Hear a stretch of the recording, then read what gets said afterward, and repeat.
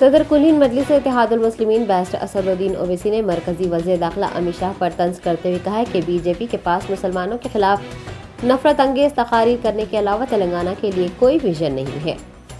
समाजी राब्ते की website Twitter पर असद ओवैसी ने लिखा कि ओवैसी का रोना कब तक चलेगा। उन्होंने बेरोजगारी और महंगाई के बारे में बात करने को कहा। असद ओवैसी ने कहा कि वजीर आजम तो कहते हैं कि मुसलमानों को तहफ़्फ़ुज़ात मिलने चाहिए, लेकिन अफसोस कि अमित शाह उनके तहफ़्फ़ुज़ात को खत्म करने की बात कर रहे हैं। उन्होंने पूछा है कि तेलंगाना के लोगों से अमित शाह इतनी नफरत क्यों करते हैं। एमपी हैदराबाद ने वज़ीर दाखिला को मशवरा दिया कि वो सुधीर कमीशन की रिपोर्ट पढ़ें।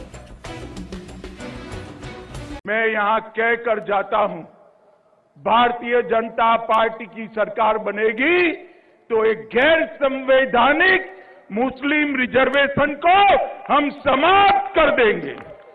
ये अधिकार तेलंगाना के एससी, एसटी और ओबीसी का है, वो अधिकार उनको मिलेगा और मुस्लिम रिजर्वेशन को हम समाप्त कर देंगे।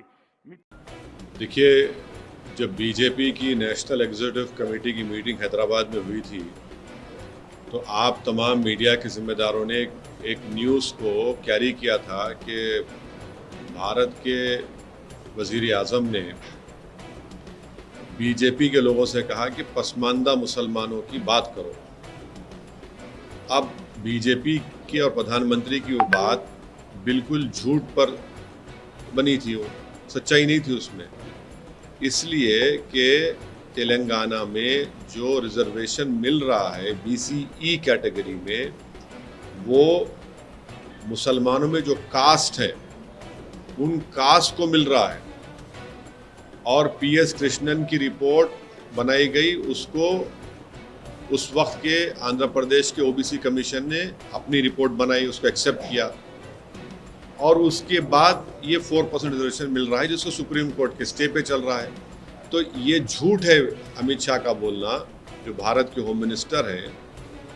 हम उनसे उम्मीद ये कर रहे थे कि सच्चाई को बयान करेंगे। उनको ये सच्चाई बयान करना था कि ओबीसी कमीशन की रिपोर्ट में कास्ट अमंग द मुस्लिम्स को ये मिला है और उसमें बोल दिया गया कि ये कास्ट अगर होंगे तो उनको 4% रिजर्वेशन नहीं मिलेगा। आखिर बीजेपी पसमानदा मुसलमानों की दुश्मन क्यों है? आखिर क्यों बीजेपी, अमित शाह और प्रधानमंत्री जो मुसलमानों में पसमानदा मुसलमान जो डॉक्टर, इंजीनियर, स्कूल के टीचर्स बन रहे हैं, नर्सेज बन रहे हैं, स्टेट पब्लिक सर्विस कमीशन में तेलंगाना में जा रहे हैं, उनसे इतनी नफरत क्यों है? बीजेपी इनके डेवलपमेंट के खिलाफ क्यों है? इनके एम्पावरमेंट के खिलाफ क्यों है बीजेपी? और कब तक बीजेपी नेगेटिविटी और नफरत को फैलाएगी? आप क्यों भारत के जो मुसलमानों में जो कास्ट हैं, जो जिनको संविधान के आर्टिकल 15 और 16 के तहत जिनकी सोशल एजुकेशनल बैकवर्डनेस का एक एम्पिरिकल डेटा है, कृष्णन की रिपोर्ट है, ओबीसी कमीशन रिपोर्ट है, फिर उसके बाद सुधीर कमेटी की रिपोर्ट है, फिर तेलंगाना की ओबीसी कमेटी ने उस सुधीर कमेटी रिपोर्ट को लेकर देखा और एक्सेप्ट किया कि यस, मुसलमानों के सोशल एजुकेशनल बैकवर्डनेस का एक एम्पिरिकल डेटा है। आप क्यों उसके खिलाफ हैं? क्यों आप मुसलमानों को तरक्की करना से देखना नहीं चाहते?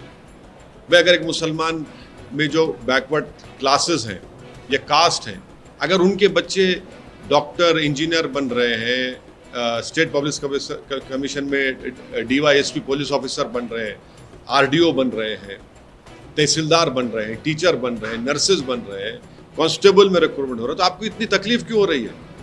आप क्यों मुसलमानों को मार्जिनलाइज करना चाहते?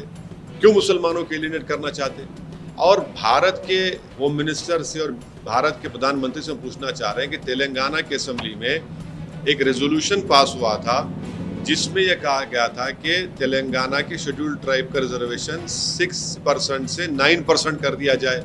आप क्यों उस पर खामोश बैठे हैं? बताइए, करिए ना आप। और दूसरी बात, तेलंगाना की असेंबली में मुसलमानों में जो कास्ट हैं उनको 12% रिजर्वेशन का एक रेजोल्यूशन पास हुआ, एक्ट बनाया गया, उसको होम मिनिस्ट्री में है। अमित शाह क्यों जवाब नहीं दे उसका?